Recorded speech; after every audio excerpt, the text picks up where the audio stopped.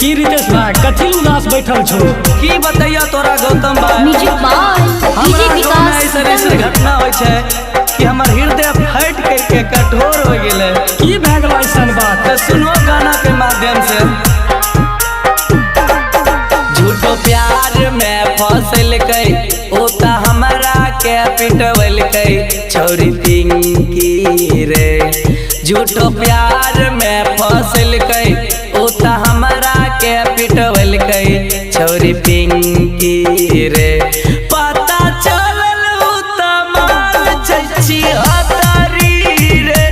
शादी करके ओता भागल छी हतारी रे। हम तो बर्बाद हो गेलियो।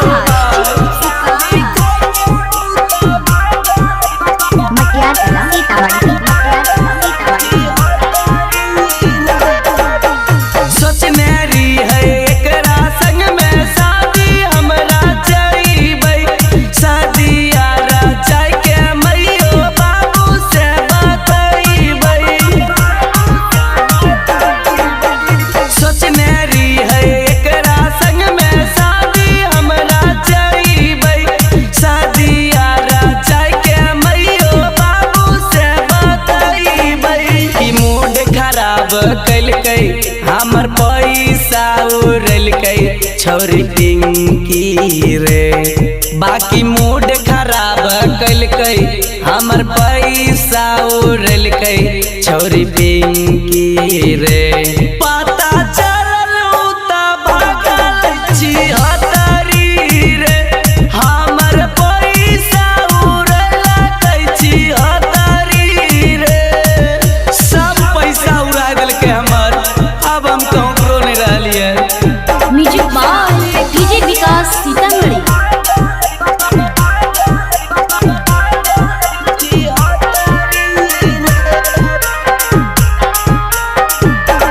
हाँ, राइटर सुधीर सुने भैया हमारा गाना। एकरा फेरा में हम पढ़ के सुनै छियै तानावा। हाँ, राइटर सुधीर सुने भैया हमारा गाना। एकरा फेरा में हम पढ़ के सुनै छियै तानावा। कहो रितेश कुशवाहा अजित अमन सुने भैया फाटो छाती रे। कहो रितेश कुशवाहा अजित अमन सुने भैया फाटो छाती रे। पता चलल हमर माल छी हतारी रे। शादी करके ओता भागल छी हतारी रे।